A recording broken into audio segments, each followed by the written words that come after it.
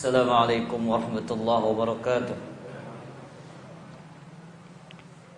Innal hamdalillah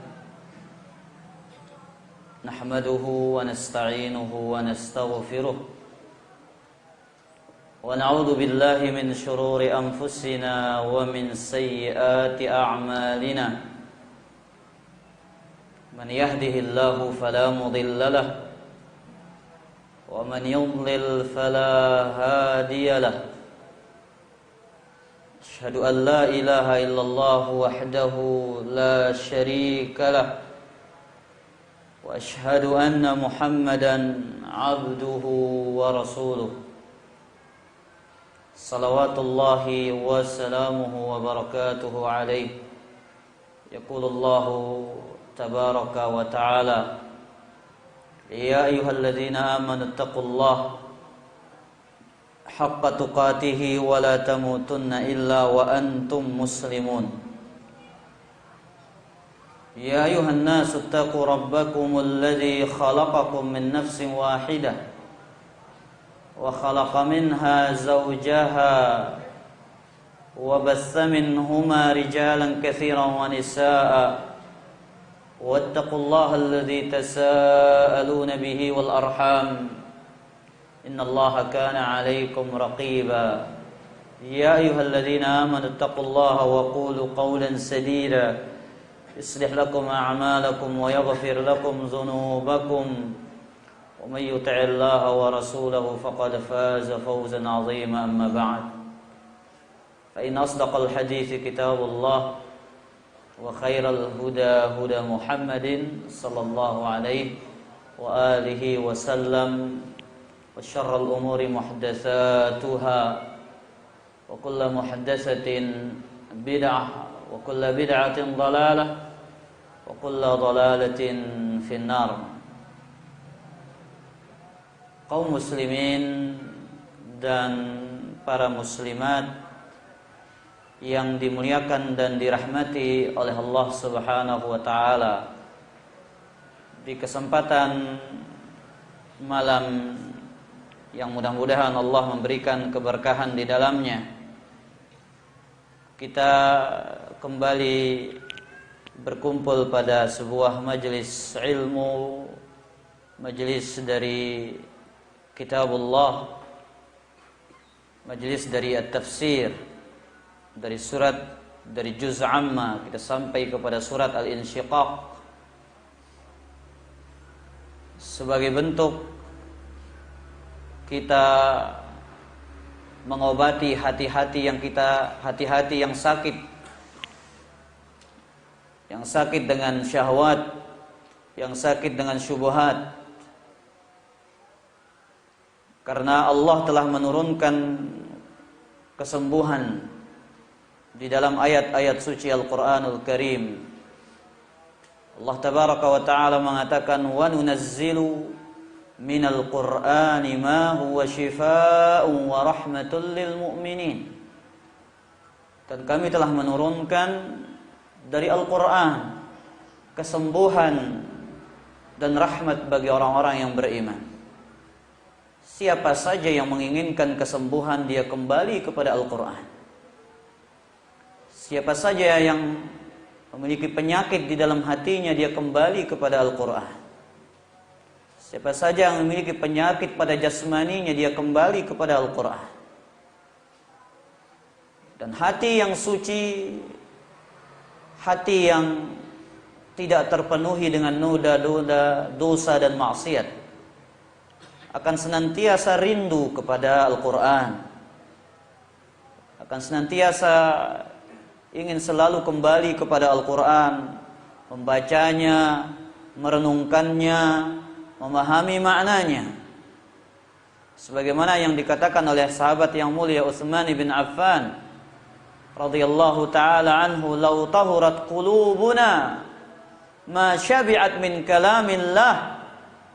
Jikalau hati kita ini hati yang bersih, hati yang suci, maka dia tidak akan pernah bosan, tidak akan pernah kenyang dari firman Allah Subhanahu wa taala dari Al-Qur'anul Karim.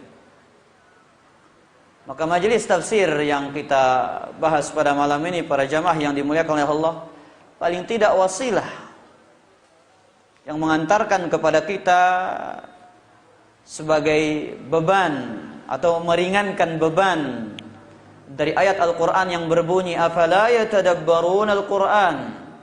Tidakkah mereka mau merenungkan ayat-ayat Al-Quranul Karim? Para jamaah yang dimuliakan oleh Allah, salawat dan salam semoga senantiasa tercurahkan kepada Rasul yang mulia, baginda Nabi sallallahu alaihi wa alihi wasallam. Para jamaah yang dimuliakan oleh Allah, ya, kita sampai kepada ayat yang ke-6. A'udzu billahi minasy syaithanir rajim. Ya ayyuhal insanu innaka kadihun ila rabbika kadhan famulaqih. Wahai manusia, sesungguhnya engkau telah bekerja keras, engkau telah bersusah payah menuju Tuhanmu, dan engkau pasti akan menemuinya.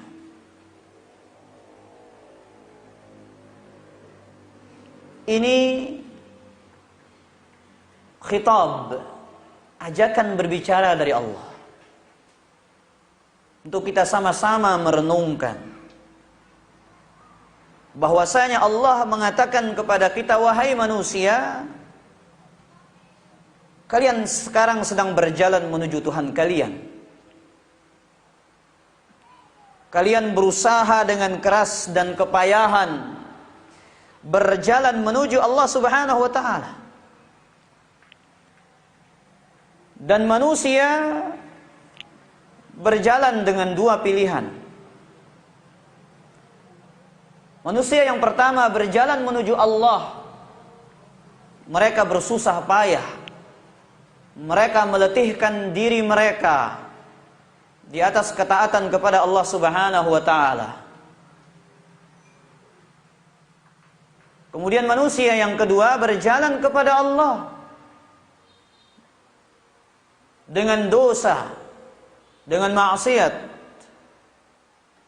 dengan keburukan, dengan pelanggaran terhadap aturan-aturan Allah Subhanahu wa taala. Setiap manusia yang berada di atas muka bumi ini pasti merasakan yang namanya bersusah payah, ikhwatal iman. Namun bersusah payah bukanlah suatu masalah yang menjadi masalah di mana kita meletakkan keletihan kita, di mana kita meletakkan kepayahan kita, di mana kita meletakkan kesungguhan kita. Apakah di jalan ketaatan, ataukah di jalan dosa, ataukah di jalan keridhaan Allah Tabaraka wa Ta'ala. Maka oleh karena itu, dalam ayat ini Allah tidak menyebutkan apa usaha manusia itu.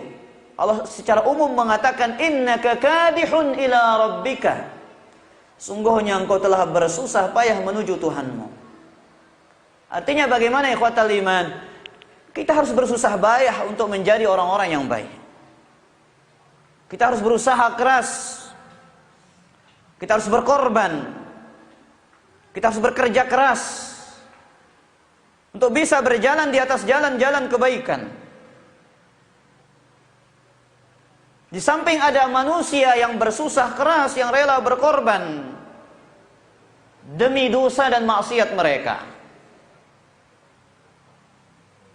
Makanya Imam Ibnu Katsir rahimahullahu taala mengatakan, ketika mentafsirkan ayat ini mengatakan, ay sa'in ila rabbika sa'ya wa 'amilun 'amala. Wahai manusia, kalian sekarang ini sedang berusaha. Kalian sekarang sedang beramal. Kalian sekarang sedang berjalan menuju Allah Tabaraka wa Ta'ala. Famulaqih. Kemudian kalian pasti akan menjumpainya. Summa innaka satalqa ma 'amilta min khairin aw syarr. Dan di akhirat kelak kalian akan mendapati kebaikan atau keburukan yang kalian telah lakukan di dunia ini. Oleh karena itu, Jibril alaihissalam telah menyampaikan sebuah nasihat kepada Rasul sallallahu alaihi wasallam yang sejatinya nasihat ini adalah nasihat bagi umat Islam. Dalam hadis yang diriwayatkan oleh Imam Abu Dawud At-Tayalisi. Abu Dawud itu ada dua, para jamaah. Abu Dawud As-Sajistani yang punya kitab Sunan Nabi Dawud. Kalau Abu Dawud At-Tayalisi yang punya kitab Musnad. Yang punya kitab Musnad Abi Dawud At-Tayalisi. Jibril mengatakan, "Ya Muhammad, ish ma syi'ta fa innaka mayyitun." Wahai Muhammad, hiduplah sesukamu. Sesungguhnya nanti engkau akan pasti menjadi orang yang mati. Ya ikhwatal iman, hiduplah sesuka kita. Hiduplah semau kita. Kita mau di atas kebaikan, silahkan. Kita mau di atas keburukan, silahkan. Yang terpenting adalah Allah telah mengutus seorang Rasul yang menjelaskan inilah jalan yang akan mengantarkan kalian menuju surga. Inilah jalan yang akan membinasakan kalian. Silakan kalian hidup di atas jalan pilihan mana yang kalian inginkan. Fa innaka mayyitun, dan semua kita akan mati.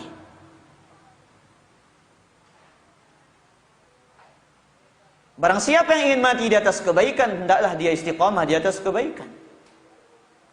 Barang siapa yang ingin mati di atas keburukan, hendaklah dia terus-menerus di atas dosa dan maksiatnya.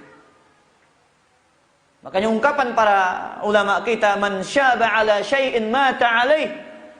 Barang siapa yang terbiasa di atas sesuatu, dia akan meninggal di atas kebiasaannya tersebut. Kemudian kata Jibril, wa ahbib ma syi'ta fa innaka mufariquh. Cintailah siapa yang kau inginkan, dan suatu saat engkau akan berpisah dengan orang-orang yang kau cintai. Cintai hartamu, cintai istri dan anakmu, cintai duniamu, namun suatu saat engkau pasti akan berpisah dengannya. Ya ikhwatal iman, ini sebenarnya nasihat yang sangat menusuk dada-dada kita. Ya, kita semuanya ini hidup sedang berjalan menuju kematian. Kita bernafas untuk menunggu detik-detik terakhir nafas kita. Kita berjalan menuju kuburan kita. Dan di saat ini kita sedang mencintai orang-orang yang kita cintai. Di saat ini pula kita sedang menyayangi orang-orang yang kita sayangi. Namun suatu saat ada masa di situ kita akan berpisah.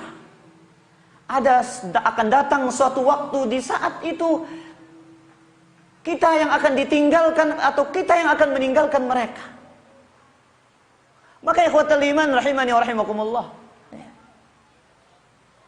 Makanya nasihat-nasihat seperti ini sering disampaikan. Mengingat kematian, kurangi cinta kepada dunia. Agar kenapa ikhwatal iman? Agar kita ingat bahwasanya kehidupan kita ini tidak kekal, tidak selamanya.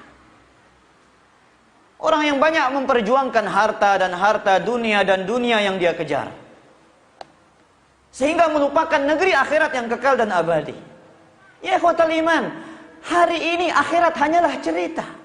Dunia adalah kehidupan nyata. Namun nanti dunia tinggallah cerita, yang menjadi kenyataan adalah kehidupan akhirat. Dan itu pasti. Dan yang mendapatinya adalah orang-orang yang sudah berbaring menjadi tanah di atas liang lahat mereka. Ikhwatal iman, satu angan-angan mereka, satu angan-angannya orang-orang yang telah meninggal dunia ini. Qala rabbirji'uni la'alli a'malu salihan fima tarakt. Satu angan-angan mereka ikhwatal iman, tidak dua, bukan tiga. Angan-angan mereka mengatakan, wahai Allah, kembalikan aku ke hidup, kembalikan aku untuk hidup di dunia, agar aku bisa beramal saleh. Kembalikan aku hidup di dunia. Sebelum angan-angan itu ada pada diri kita, Maka inilah nasihat yang disampaikan oleh Jibril kepada Nabi Muhammad sallallahu alaihi wasallam. Wa'mal ma syi'ta fa innaka mulaqih. Beramallah sesukamu wahai manusia. Sungguhnya engkau akan pasti mendapati amalan yang telah engkau perbuat di atas dunia ini. Kepada jamaah yang dimuliakan oleh Allah Subhanahu wa taala. Kata Qatadah Ibn Di'amah As-Sadusi mentafsirkan ayat ini, "Inna kadhaka ya bani Adam la dha'if." Wahai manusia, sungguhnya usahamu di dunia ini sangatlah lemah. Usahamu di dunia ini sangatlah lemah.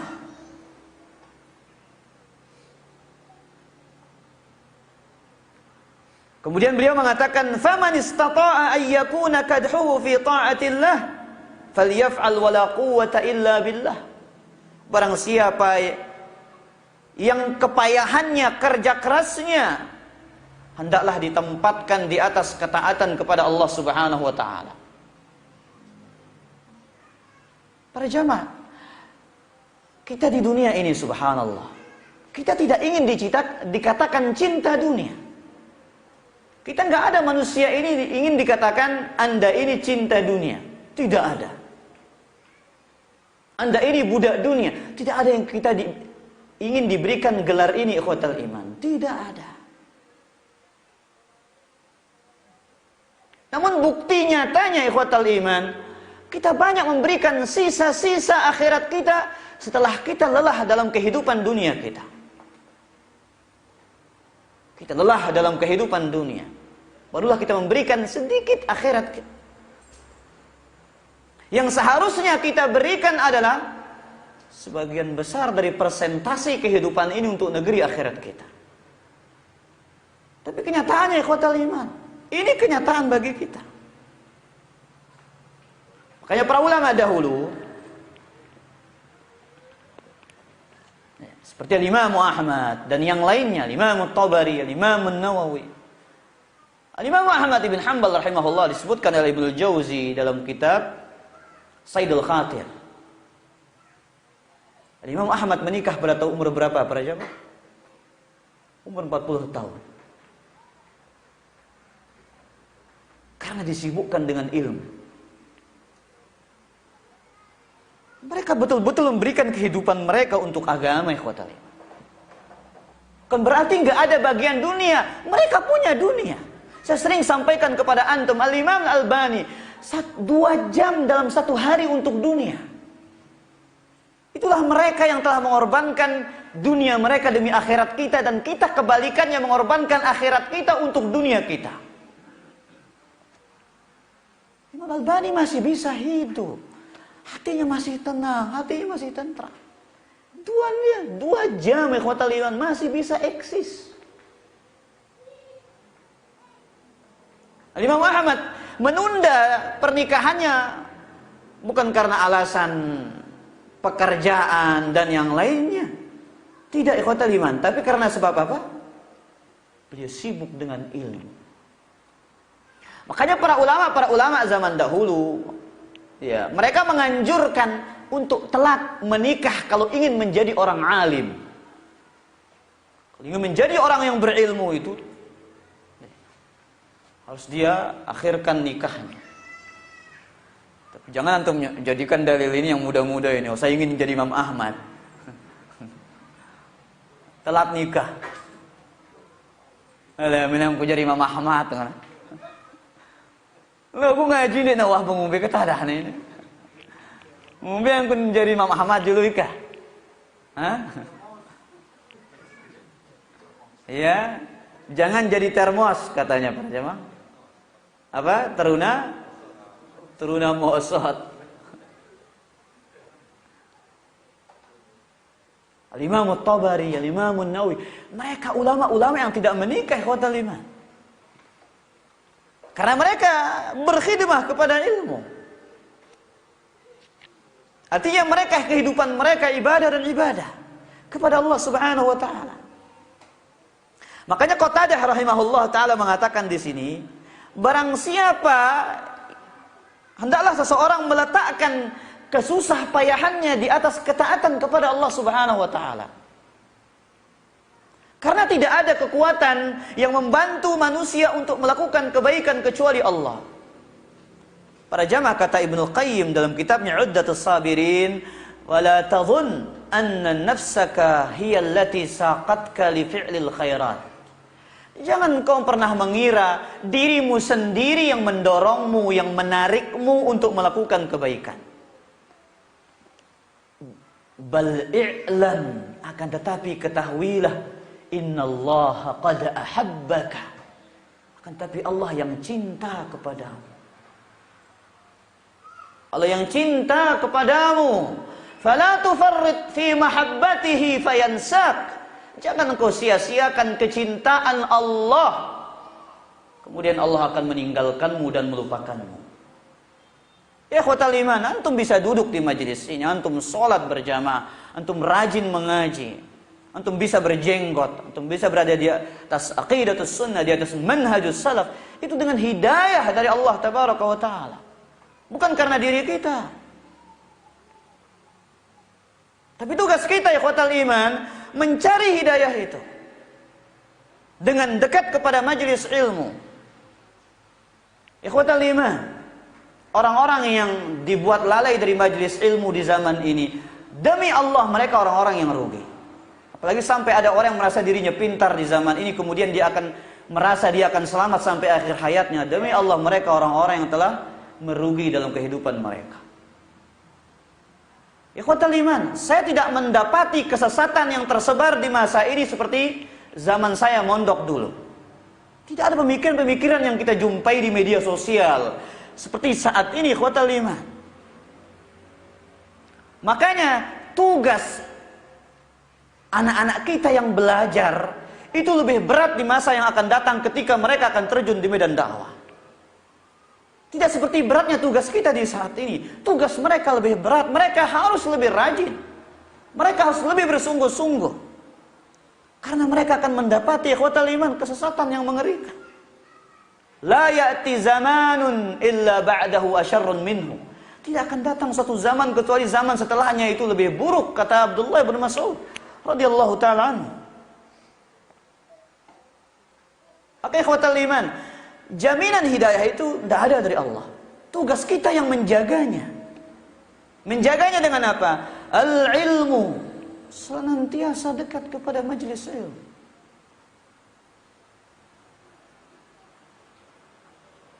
Baik, kita kembali ya ikhwatal iman. Seakan-akan Al-Imam Qatadah rahimahullah mengatakan, kemampuan kita berbuat, beramal itu sangatlah terbatas ikhwatal iman. Inna kadhaka ya bani Adam la dha'if.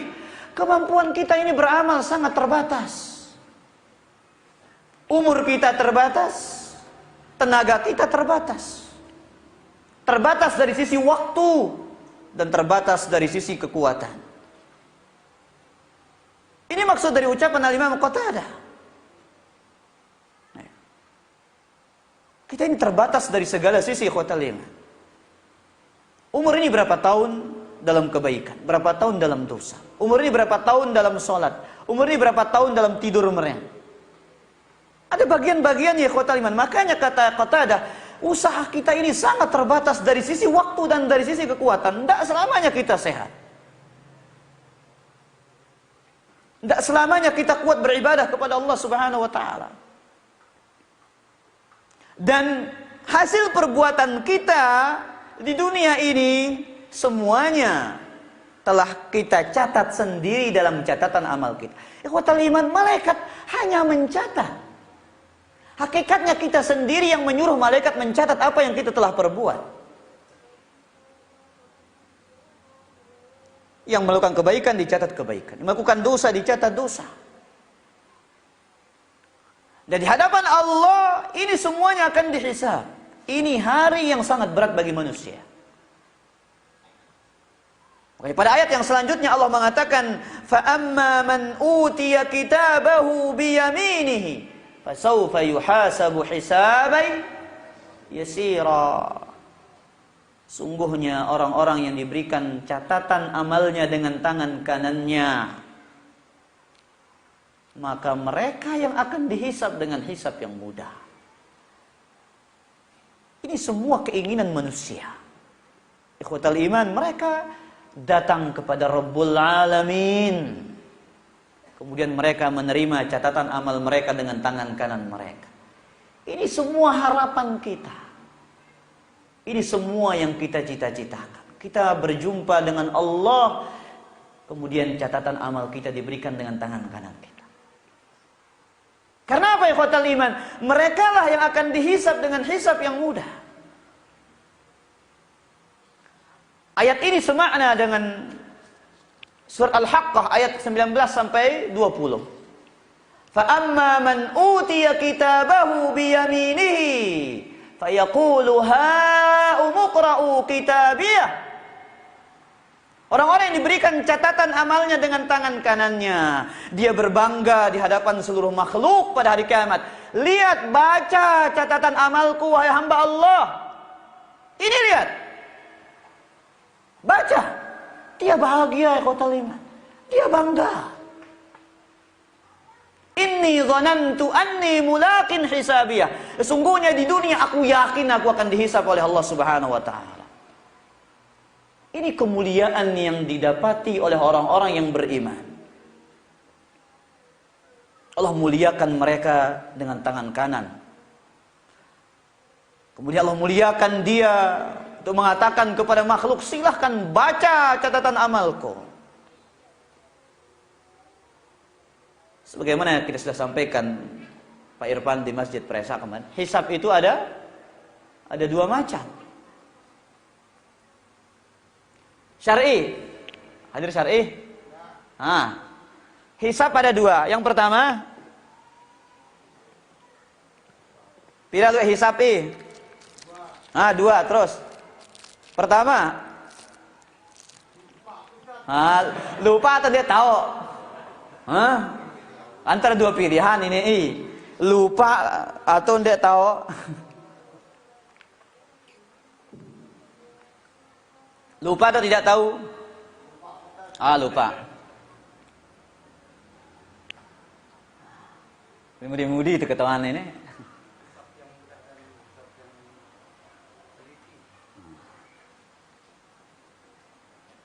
Samsul.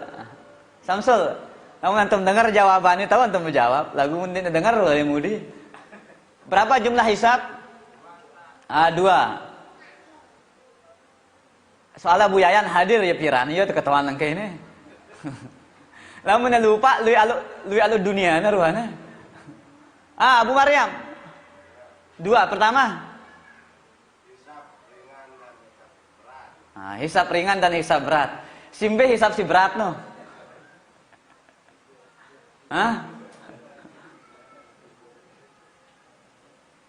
Simbe hisab si berat. Sinangi-langi. La ilaha illallah. Kena ke jawaban Pak Irfan ini? Salah ngono. Nengka aja berarti ye juluan toa ini anganna ketimbang umurna. Ya, pertama Pak Irfan. Untuk yang kedua? Hisab yang teliti. Betul, hisabul munaqasyah. Ada 2 hisab pada hari kiamat, ikhwatal iman. Hisab yang pertama dikatakan al-ard atau hisabun yasir, hisab yang mudah. Yang kedua, hisabul munaqasyah, hisab yang sangat teliti. Hisabun yasir ini akan didapati oleh orang-orang yang beriman.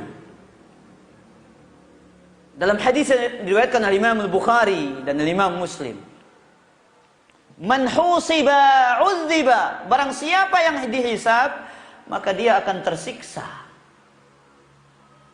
Aisyah bertanya kepada Rasulullah SAW, awalaysa yaqulullahu ta'ala, bukankah Allah berfirman, fasawfa yuhasabu hisaban yasira, maka ia akan dihisab dengan hisab yang mudah. Faqala innama dzalikal 'ard, itu adalah hisab al-'ard, cukup dipaparkan catatan amalannya, hisab rahasia. Apa namanya para jamaah? Hisab rahasia. Sudah kita baca hadisnya juga, hadis dari Imam Al-Bukhari wa Muslim. Dari hadis Abdullah bin Umar. Yaqul inna Allah yudnil mu'min fayada'u alaihi kanafahu wa yasturuhu.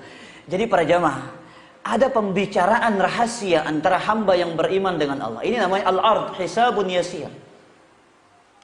Allah datangkan, Allah dekatkan naungannya, kemudian kita ditutupi.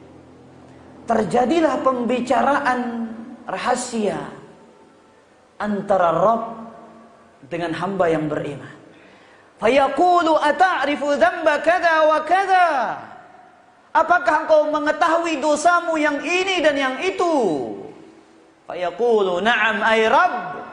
Ya, dahulu di dunia aku telah melakukannya wahai Tuhanku. Ini menunjukkan para jamaah, catatan dosa itu tidak dihapus meskipun diampuni oleh Allah. Catatan dosa kita tidak akan dihapus. Buktinya Allah membuka lembaran amal kita kemudian mengatakan ata'rifu dzamba kadza wa kadza? Apakah engkau telah tahu ini dosamu di dunia ini dan itu? Hamba mengatakan na'am ay Rabb, hatta idza qarrarahu bi dzunubihi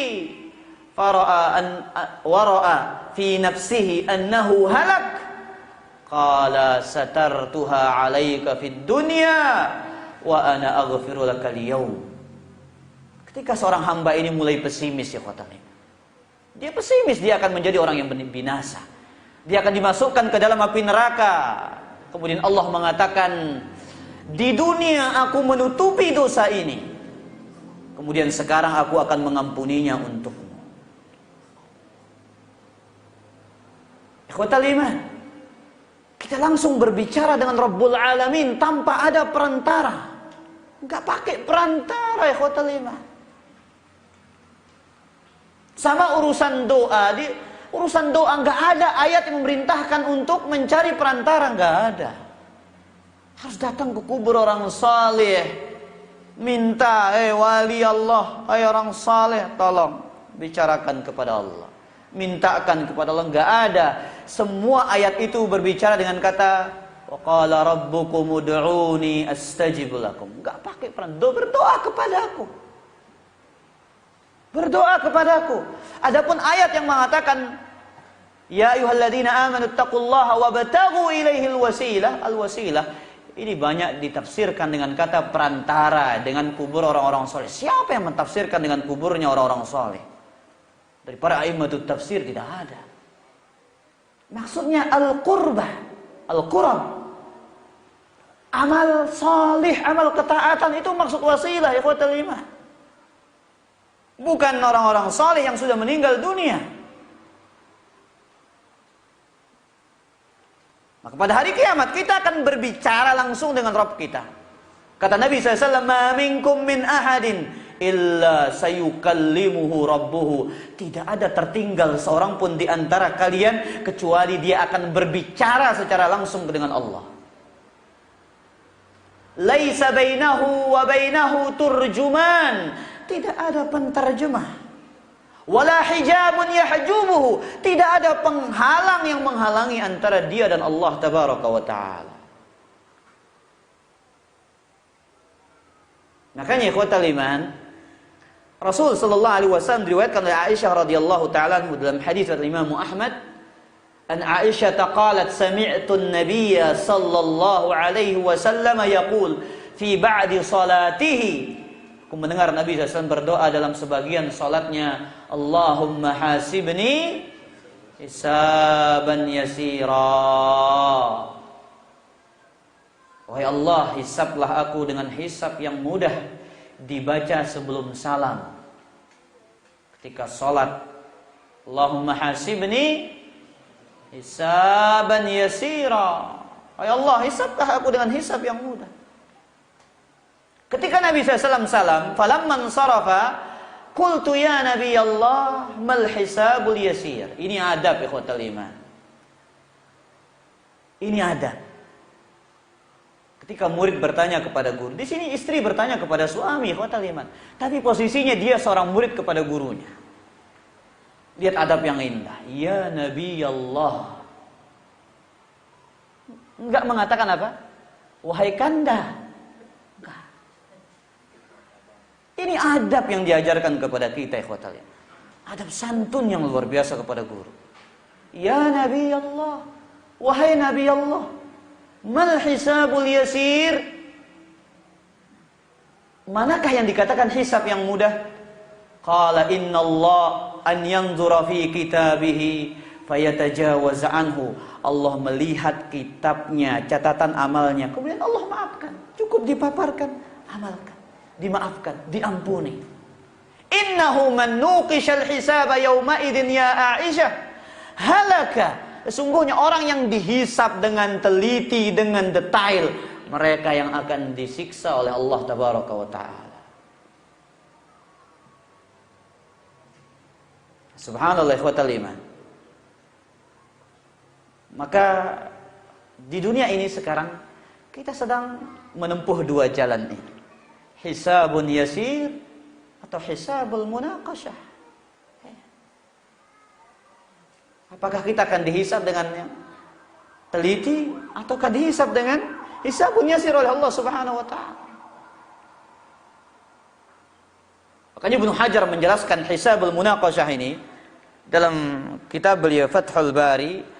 Beliau mengatakan wal muradu bil munaqashah.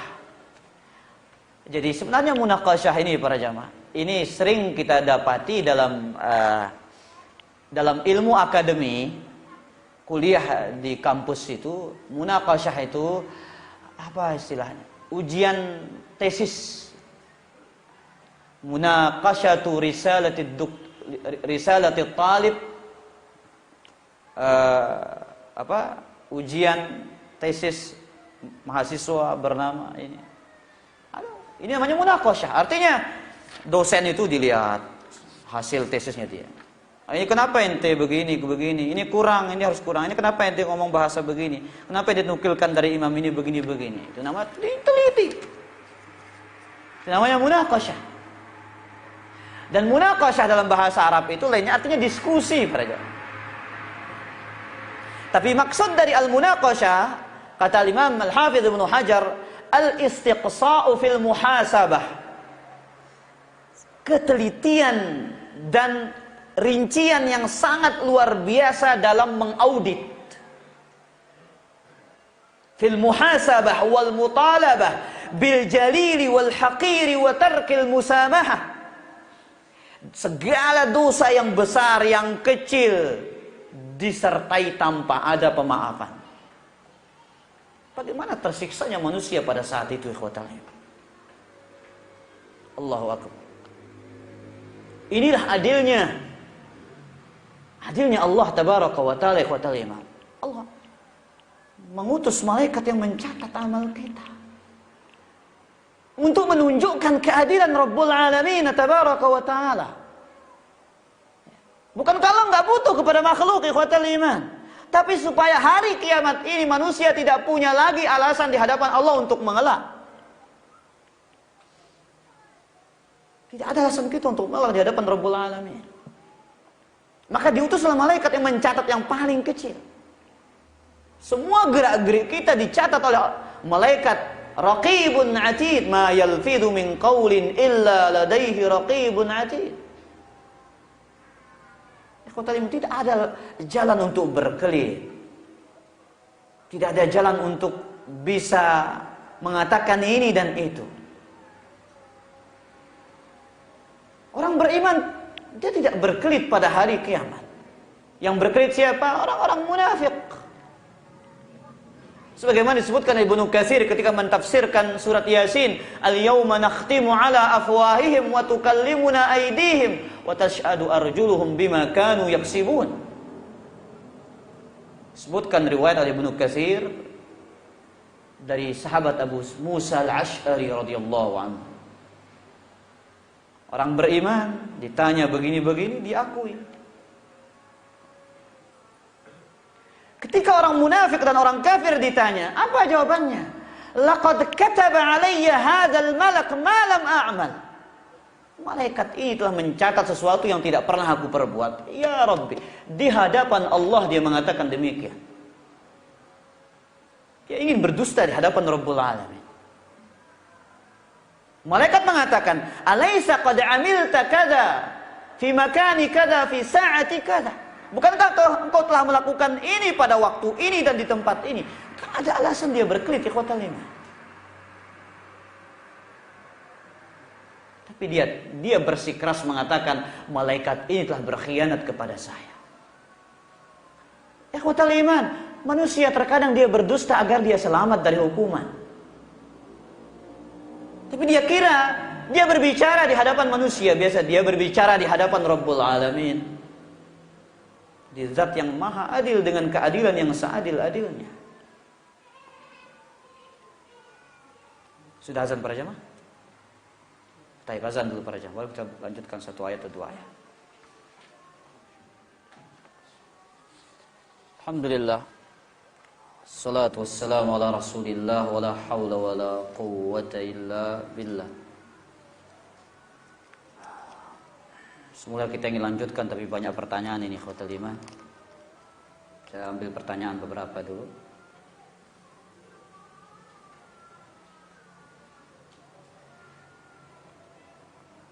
Mohon solusinya Ustaz, foto yang sudah saya cetak apa boleh saya masukkan ke dalam lemari atau dibuang? Gunting. Karena Nabi SAW mengatakan innal malaikata la tadkhulu baitan fihi surah. Sungguhnya malaikat rahmat itu tidak akan masuk ke rumah yang ada gambar makhluk bernyawa di dalamnya. Nah, makanya terkadang para jamaah kita pajang foto pernikahan, ya, dan yang lainnya. Ini tidak perlu sebenarnya ikhwatal, ini tidak perlu. Memajang foto itu bukan akan menambah romantis, enggak. Tidak akan membuat langgengnya rumah tangga, enggak. Tapi yang akan membuat langgengnya rumah tangga itu adalah ketakwaan kepada Allah Subhanahu wa taala. Allah taala alam. Apakah tafsir Jalalain digunakan oleh Salafi? Al-Imam Suyuti maksudnya punya karangan tafsir Jalalain. Iya, kita ambil, siapa bilang enggak? Tapi kalau ada dalam bab asma wa sifat yang ada penyimpangan, ya kita tidak ambil. Yang bertentangan dengan dalil, ya dari kitab siapapun kita hormati pendapat yang menyimpang itu, tapi kita ambil pendapat yang lebih kuat yang sesuai dengan dalil. Makanya ikhwatal iman, ya, orang banyak salah paham ketika mengatakan Salafi itu nggak mau kembali kepada ulama katanya. Ya, ini tuduhan dusta. Kita ini semua nggak mungkin bisa sampai ke memahami Al-Quran dan Sunnah itu kecuali dengan pemahaman para ulama. Syiarnya dakwah salaf ini kembali kepada Al-Quran dan Sunnah di atas pemahaman para sahabat. Dahulu awal kajian saya sering bahas, imam yang 4 juga mengatakan kita memilih kembali kepada pemahaman para sahabat. Tidak mungkin saya nukilkan satu persatu ucapan mereka di saat ini karena waktu yang sempit. Tapi syiar maksud dari dakwah salaf ini kembali kepada Al-Quran dengan pemahaman para sahabat, artinya ikhwatal iman, untuk membuang fanatik mazhab. Karena sebagian dari kaum muslimin luar biasa bersikukuh dengan satu mazhab. Mereka bersikukuh dengan satu mazhab, tapi banyak pendapat mazhab yang mereka pegang itu diselisihi juga. Itu yang anehnya. Ya. Masalah musik tidak mau ambil pendapat Imam Syafi'i. Jelas musik haram para jamaah. Jelas Imam Syafi'i dalam kitab-kitab ulama Syafi'i silahkan dibaca. Karangannya Ibnu Hajar Al-Haytami dan yang ulama-ulama yang lainnya, Imam Nawawi dan ulama-ulama yang lainnya yang berbicara tentang musik. Katanya harus pakai mazhab Syafi'i. Contoh lain masalah azan. Azan Nabi Mahzurah. Bagaimana yang pernah saya sampaikan. Mereka mengatakan apa? Kita pakai azannya Abdullah bin Zaid. Ya, kalau kita coba contohkan di masjid yang belum paham sunnah, kalau orang mendengarnya aneh. Allahu Akbar, Allahu Akbar, Allahu Akbar, Allahu Akbar. Asyhadu an la ilaha illallah, asyhadu an la ilaha illallah, asyhadu anna Muhammadar Rasulullah, asyhadu anna Muhammadar Rasulullah. Asyhadu an la ilaha illallah. Ih, azan apa lagi ini katanya? Yang terasa nih, padahal kalau antum lihat kitab jelas di sini Imam Syafi'i berpendapat dengan azan ini. Contoh lain lagi, menghadiahkan pahala bacaan kepada orang mati. Imam Syafi'i mengatakan madhab Syafi'i enggak sampai. Yang mengatakan sampai itu siapa? Imam Ahmad. Contoh lain lagi, masalah fidyah salat bagi orang yang mati. Yang mengatakan fidyah salat itu ulama Hanafiyah, bukan ulama Syafi'iyah. Dan pendapat-pendapat yang lainnya. Maka ikhwatal iman, tafsir yang ada penyimpangannya, kalau memang ada yang di sana ucapan yang benar, ya kita terima. Al-Imam Suyuti rahimahullahu taala, ya, beliau dia di antara a'immatus sunnah seperti Ibnu Hajar dan yang lainnya. Tapi memang ada penyimpangan dalam beberapa bab. Sebagaimana Ibnu Hajar, Imam Nawawi ada sedikit ta'wil dalam asma as-sifat. Nah, Allah taala ala.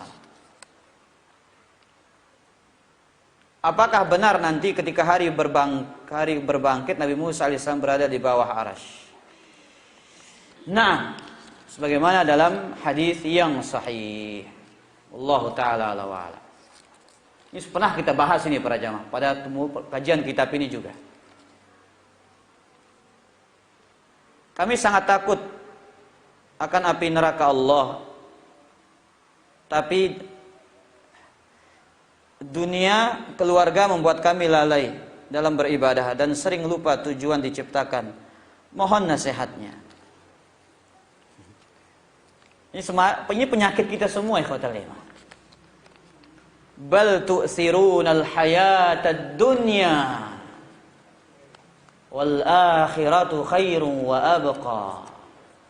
Kalian lebih mendahulukan kehidupan dunia, sedangkan akhirat itu lebih kekal dan abadi.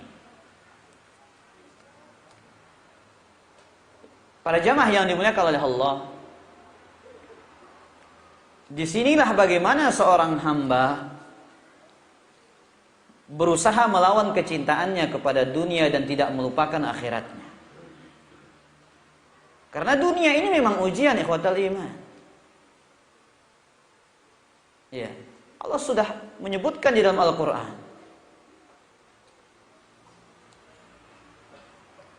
Senda gurau, la'ibun, walahwun, wazinatun, watafakhurun bainakum, watakathurun fil amwali wal aulad.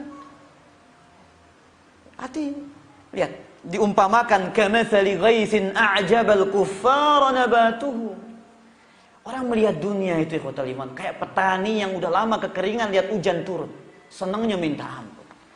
Itulah kecintaan manusia kepada dunia.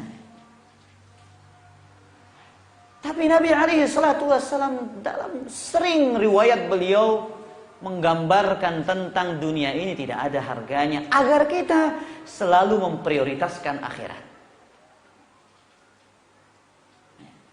Lau kanatid dunya ta'dilu indallahi janaha ba'udah ma saqa kafirun walau syurbata ma'.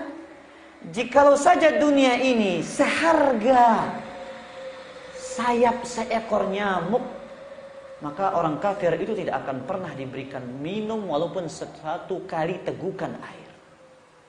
Saking gak ada harganya dunia, tapi kenyataannya di hati kita dunia sangat berharga dan akhirat tidak berharga.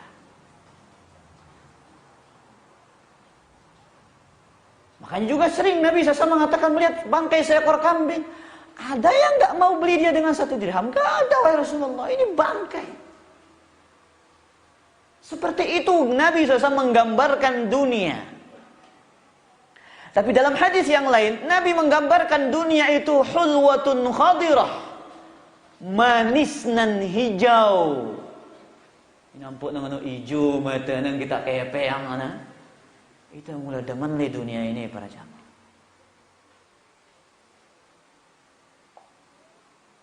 Maka kita memohon agar hati kita ini bisa dikurangi kecintaannya terhadap dunia.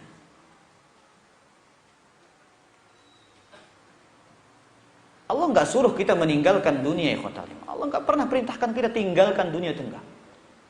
Akhirat ada porsi untuk dunia. Bukan dunia, akhirat nanti. Kalau udah capek, udah letih, baru dunia. Nanti kalau udah pensiun, baru akhirat. Bukan begitu, ikhwatal iman. Maka oleh karena itu memang kita hidup di akhir zaman yang tidak mungkin iman kita menyaingi apa? Imannya para sahabat Rasul sallallahu alaihi wasallam. Maka kita ini banyak berdoa para jemaah. Kita ini banyak berdoa kepada Allah agar ditetapkan di atas ketaatan. Allah taala ala. Kemana hukumnya saya pinjam uang sepeda motor saya sebagai jaminan, lalu sepeda motor saya dipakai? Haram. Ini riba. Apalagi antum kadu mengaji ngene mama. Ndak ke? Ya lagu ridho itu Ustaz. Tidak ada ridho. Haram apa? Karena kaidah dalam agama kullu qardin jarra naf'an fahuwa riba. Setiap utang piutang yang mendatangkan manfaat itu adalah riba. Bapak-bapak yang ibu-ibu ini yang suka arisan, lihat arisan ibu-ibu kita ini dulu ini, syar'i apa enggak? Dan arisan ini sebenarnya ngajar kita ngutang para jamaah, kita berotang sebenarnya. Ya, cuman ada yang dapat duluan. Ya mau bejulu aja nagin bebayar karena mikirang pira ini segulang. Jadi sebagian orang yang arisan itu, mereka bagaimana para jamaah? Yang dapat, yang nanggung konsumsi, inilah riba. Enggak boleh, itu qardun jarra naf'an. Solusinya bagaimana? Masing-masing anggota mengeluarkan untuk konsumsi. Jangan dibebankan kepada siapa? Kepada yang dapat. Ini praktek seperti ini masih banyak apa enggak? Iya, masih banyak. Jangan. Dan subhanallah para jamaah, apalagi tauku yang dinekanggo lagu ba tekadu ya ketimbang na momot hondano le bali nama. Aduh, ketimbang na momot ngene coba. Mati yakina laun ngene mah. Urang mati kah timbang teng gawe dosa. Ya. Keratan busi nang. Masya Allah, ikhwatal iman. Gak boleh ini kota iman, praktek seperti ini. Ini arahnya ya nyanda Honda. Namun dengan le bangkat nyanda bangkat. Namun ini nyanda apa? Nyanda motor. Bagus tujuan teh para jamaah. Ngageduntah lo ngaji ba. Ngaji no bagus lagu ide ngadu Honda riba ini. Berat ini para jamaah. Solusinya bagaimana? Ustadz, nanti mati dia, businya mati, kontak dipanasin, motornya rusak. Minta biaya sama yang punya uang, yang punya motor. Berapa sih liter bensin 10.000 berapa bulan dia habis itu? Sekedar manaskan sekedar 5 menit. Begitu solusinya para jamaah. Jangan beranggapan saya saling ridho. Ndara tekadu. Jangan beralasan seperti itu. Hukum agama ini, hukum agama ya haram, ya riba, nggak boleh taruh mana. Apalagi yang lagi viral fatwa tentang bolehnya riba, wallahiyazubillah. Nah, Allah taala alam. Ana mau buka apotek sendiri dan membutuhkan biaya besar, apakah ana minjam modal atau menerima penanaman modal? Catatan akad penanaman modal 55% dari modal per bulan. Bukan dari omset, tapi dari jumlah uangnya yang 5%. Anda minjam modal atau menerima penanaman modal. Silahkan dua-duanya boleh. Meminjam boleh, tapi jangan ada riba. Jangan minjam di bank. Kemudian menerima penanaman modal, ya tidak ada masalah. Ya, ada orang yang berinvestasi kepada Anda, silahkan. Berapa kesepakatan untung antara Anda dan dia. Kemudian catatan akad, penanaman modal 5% dari modal per bulan. Bukan dari omset, tapi dari jumlah uang yang 5%. Maksudnya bagaimana ini? Terus? Jadi setiap bulan itu dia dapat 5% dari yang 10 juta itu. Jadi dia nggak mau untung atau rugi, pokoknya dia harus dapat. Nggak mau tahu dia. Ini artinya ya Rani ini menyembelih. Ya, ini namanya perdagangan yang tidak ada ruginya. Kata Nabi, disebutkan oleh hadis yang sahih, saya lupa siapa perawinya dari sahabat Rasulullah SAW. Nah, Rasulullah SAW an ribhin ma lam yudman. Nabi SAW melarang untung yang tidak ada ruginya. Nabi melarang untung yang tidak ada ruginya. Benangkai yang dang milih untung ini. Silen je begagodol. Ngumit ada ini. Ya. Ini enggak boleh seperti ini. Allah taala alam. Bolehkah berbohong untuk menghindari acara-acara bid'ah? Haram, enggak boleh. Jangan menghindari kemungkaran dengan kemungkaran. Tapi bagaimana? Ya, cari tauriah. Antum harus pintar tauriah. Apa nama tauriah para jamaah? Ambigu. Kita memahami A, yang mendengar memahami B, C dan yang lainnya. Seperti ucapan ya Nabi Ibrahim dalam Sahih Bukhari, lam yakdzib Ibrahim alaihi salam illa thalatha kadzibat. Nabi Ibrahim itu tidak pernah berdusta kecuali 3 kedustaan.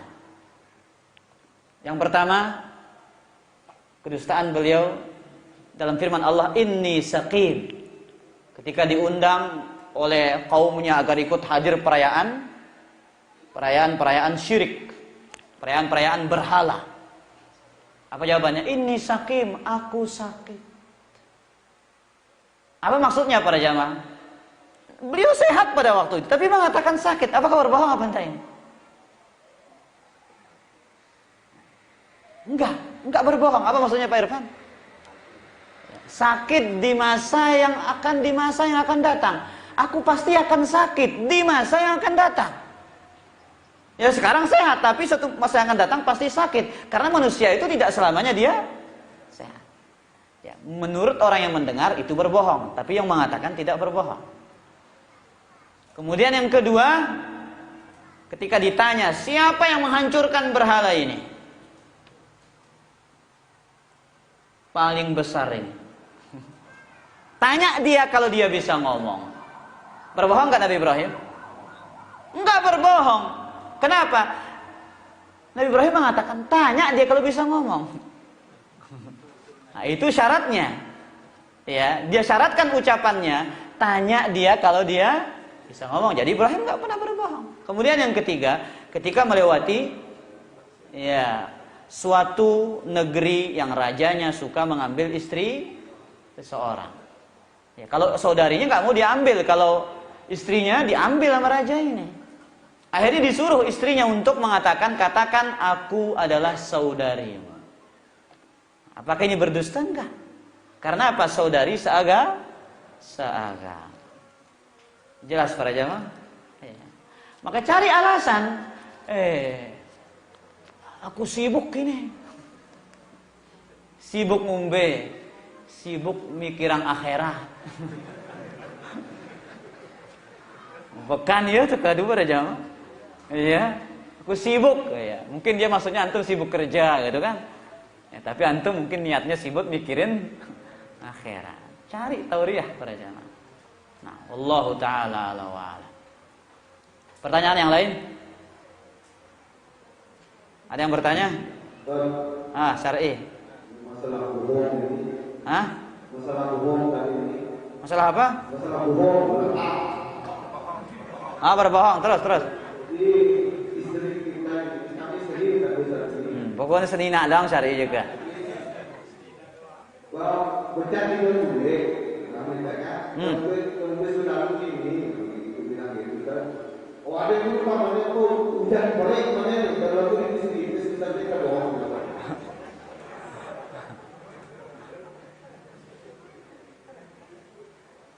Baik, pertanyaannya. Jadi syar'i ini ya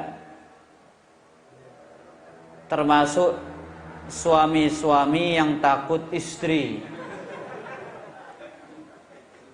Ya. Akhirnya dia ditelepon sama istrinya. Beda ini kan telah tule. Lah hujan beli ini yang mana? Padahal rinis. Apakah ini berbohong? Sudah kita katakan para jamaah yang dimuliakan Allah. Kalau sekiranya itu akan membuat pertengkaran yang hebat antara istri, maka tidak ada masalah untuk berbohong. Karena di antara keringanan rukhsah di dalam agama ini adalah apa? Berbohong kepada istri. Di samping di dalam peperangan dan ketika mendamaikan dua orang yang bertikai dan bersengketa. Sebagaimana yang sering kita sampaikan. Ya. Maka syar'i katakan sama dia, ya, jangan terlalu sering berbohong. Sekarang terkadang laki-laki itu harus gentle para jamaah. Jangan menyembunyikan sesuatu itu diam-diam. Katakan. Kecuali memang ada maslahat yang sangat besar untuk berbohong, ya silahkan untuk berbohong. Tapi jangan sedikit-dikit perkara yang remeh yang berbohong kepada istri. Ini nggak baik para jamaah, karena kita mengajar diri kita untuk berbohong. Apalagi kita sering berbohong kepada anak kita. Ya, tak sadar kita orang tua ini para jamaah. Rajin wah sekolah jemaah aku beli yang sepeda. Rajin nanya, tahu urung yang beli yang sepeda. Ama akan durung bilang itu sepeda. Nah, ini kita tak sadar mengajarkan anak kita berbohong. Dan dia belajar dari kita cara kita itu para jamaah. Begitu juga istri kita belajar dari cara kita berbohong. Kita telepon na besi lain lawan syar'i. Teleponnya sama tahun dah itu no. Tentu ke boleh hujan dah birnis rinis nama darat tada. Itu masalah yang sepele nengka julu sabar wah tini ngonoang kan. Ya. Jangan terlalu sering berbohong dalam masalah yang sepele kecuali memang ada maslahatnya. Misalkan ida merari mampu ngono bro kayak lalu aning mancang dulu ngono. Padahal lalu nimbangkan. Ya bau. Ya. Tapi masalahnya para jamaah, orang yang poligami kong kali kong ini ya diam-diam ini dikhawatirkan anaknya nggak saling kenal. Ya. Dia mati tiba-tiba mati, akhirnya anak nggak saling kenal. Kalau istri yang kedua mau berbicara kepada istrinya yang pertama, makanya kalau poligami itu harus gentleman, jangan sekedar omongan saja. Allahu ta'ala alam. Ini ada pertanyaan. Izin bertanya Ustaz, pada saat kita membaca zikir sebaiknya kita membaca astaghfirullah atau astaghfirullahul azim. Dalam sahih Muslim, karena Nabi SAW idan sarafa minas salati istaghfara salatan. Nabi SAW jika selesai salat beliau istighfar 3 kali. Summa yaqul Allahumma antas salamu minkas salam tabarakta wa ta'ala ya dzal jalali wal ikram. Perawi hadis ini yaitu Al-Walid bertanya kepada Al-Imam Al-Auza'i yang meriwayatkan hadis ini juga, qultu lil Auza'i wa kaifal istighfar? Bagaimana cara istighfarnya? Astaghfirullah, astaghfirullah, astaghfirullah. Ini perawi hadis yang langsung berbicara tentang kaifiyat lafaz istighfarnya. Tapi kita ya banyak tambahannya. Astaghfirullahaladzim alladzi la ilaha illa huwal hayyul qayyum wa atubu ilaih. Afdaluz dzikri la ilaha. Banyak tambahan ya kata. Coba antum lihat, masing-masing masjid itu beda-beda apa enggak? Perhatikan saja. Yang bid'ah itu beda-beda, bikin pecah belah. Tapi kalau sunnah itu dari ujung timur sampai ujung barat pasti satu. Kita cari pasti satu antum lihat. Karena riwayat mereka mengamalkan dalil, mengamalkan riwayat yang sahih. Baik, Allah Ta'ala ala wa ala. Pertanyaan yang lain. Seandainya kami pergi cari siput ke sawah, terus kami mau langsung masak sementara siput belum mati, apakah boleh dimasak walaupun hidup? Ya Rabb. Ya. Para jamaah yang dimuliakan oleh Allah, pertanyaan seperti ini sebenarnya tidak terlalu penting untuk ditanyakan. Terserah antum mau langsung ya masak atau antum totok dulu, artinya dipukul dulu, enggak ada masalah, bebas. Ya. Cuman agama Islam ini agama rahmat, agama kasih sayang. Ya sebaiknya dibunuh dulu. Tapi biasanya kalau dipukul cangkangnya itu para jamaah, ya nanti dia akan memasaknya itu akan bikin apa? Ya kotor. Ya, seperti itu. Ala kulli hal, jangan kita bertanya tentang sesuatu yang terlalu, artinya berlebihan di dalam agama yang tidak penting. Tanyakan yang penting para jamaah. Ya. Bagaimana cara masak ikan? Harus disembelih dulu ikannya, atau ya diiris-iris berapa potong gitu kan? Kan perlu seperti itu ya fatal iman. Cuman dalam agama ini yang diatur menyembelih. Dalil nas tegas, jelas. Kalau nyembelih itu tajamkan sembelihan. Kemudian jangan memperlihatkan alat sembelihan ketika diasah di hadapannya. Itu aturannya. Adapun urusan siput nggak ada dalilnya ya. Terserah antum langsung kasih sambal juga boleh. Antum mau geprek juga nggak ada masalah. Al aslu fil asya al ibahah. Hukum asal dari sesuatu itu adalah boleh selama tidak ada dalil yang mengharamkan. Pertanyaan terakhir. Saat Allah menghisab manusia pada hari kiamat, apakah manusia bisa melihat langsung wajah Allah Subhanahu wa taala? Tidak ada dalil yang menjelaskan tentang masalah ini. Intinya, dalil mengatakan Allah akan mendekatkan naungannya kepada hambanya, kemudian ditutup dengan naungan itu, kemudian berbicara dengan hamba yang beriman.